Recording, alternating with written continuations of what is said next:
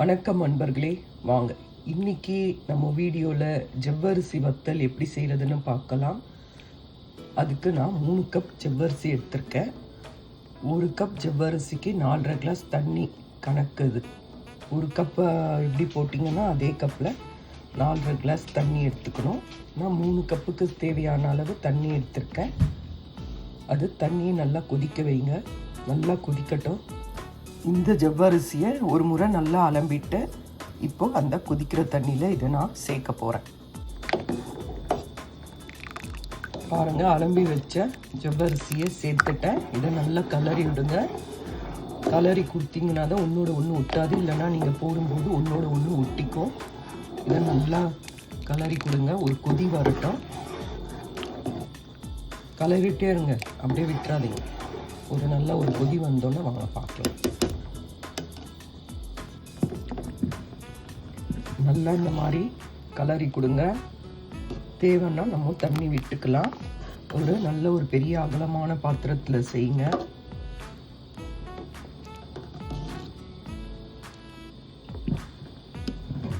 மாதிரி நல்லா கலரி கொடுத்துக்கிட்டே இருங்க. அப்போ தான் கட்டிப்படாது, நல்லாயிருக்கும்.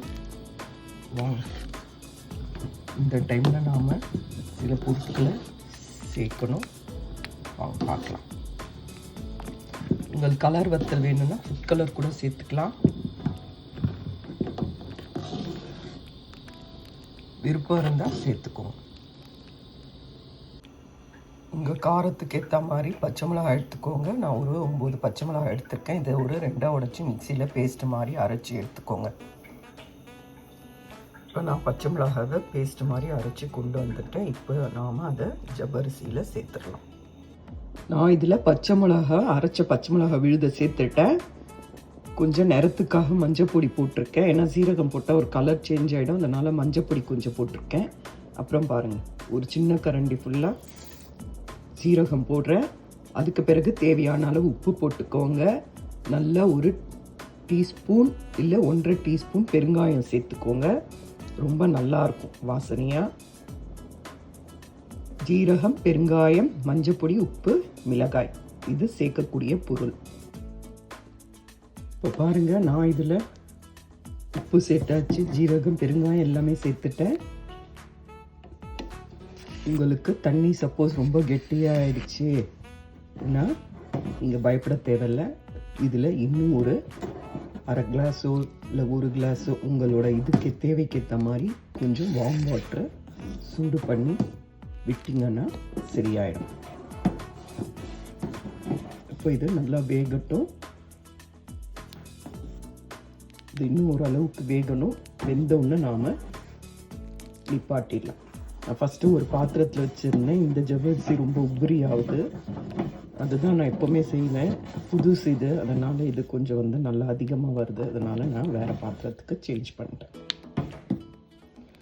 அவ்வளோதாங்க. இது இன்னும் கொஞ்சம் திக்கானோன்னு நாம் அடுப்பை அமுத்திடலாம். உப்பெல்லாம் டேஸ்ட்டு பார்த்துக்குவோம்.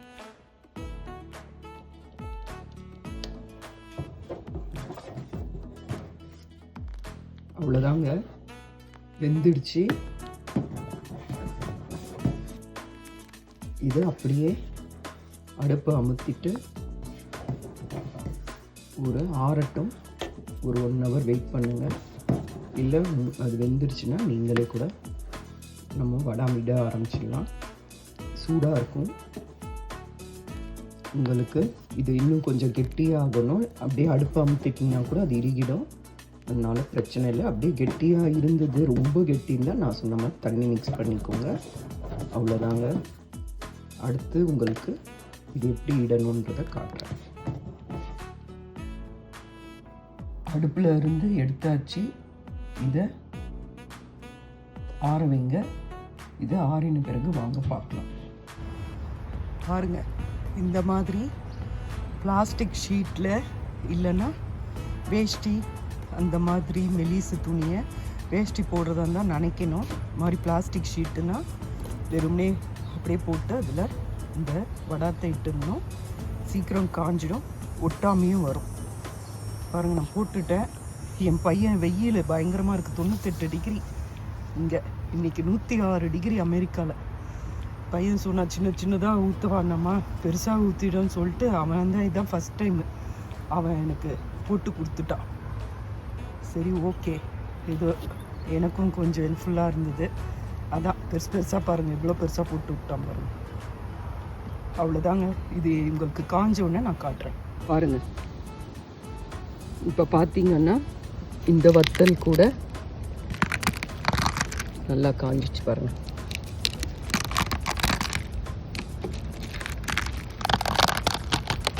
சூப்பராக காஞ்சிச்சு. இந்த மாதிரியே அப்படியே சாதாரணமாகவே பிரிக்க வந்துடும்.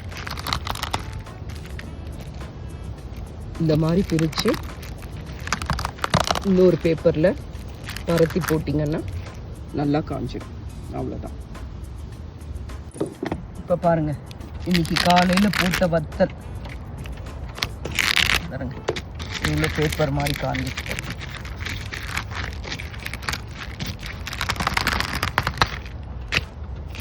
பாருங்க.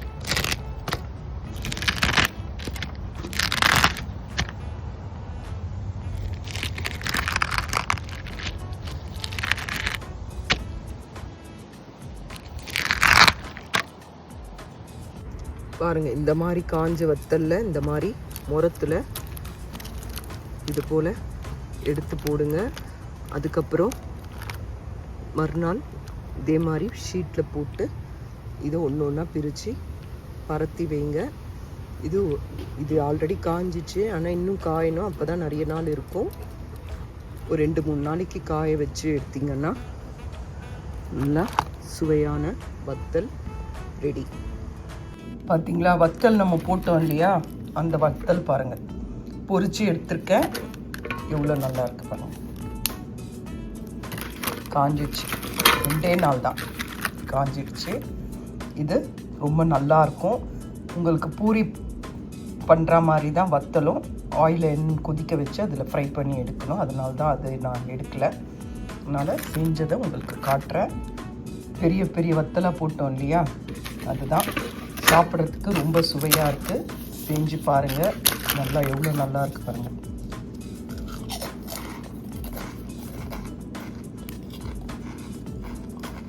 சூப்பராக இருக்குங்க. செஞ்சு பாருங்கள். வெயில் காலத்துக்கு சமையல் கட்டில் நிற்கிறதுக்கு பதில் இந்த மாதிரி நாம் செஞ்சு வச்சோன்னா மதியானம் சமையலுக்கு யூஸ் பண்ணிக்கலாம். இது ரொம்ப நல்லாயிருக்கும். கொஞ்சம் டைம் இது பண்ணாமல் செஞ்சிங்கன்னா நமக்கு அதிக அளவில் பொருளும் கிடைக்கும். நம்ம வீட்டில் இதை செஞ்சோம் சாப்பிட்லாம். உங்களுக்கு இந்த வீடியோ பிடிச்சிருந்தா லைக் பண்ணுங்கள். நான் பெருசாக என் பையன் போட்டுட்டான், அதனால தான் நீங்கள் சின்னதாக கூட போட்டுக்கலாம்.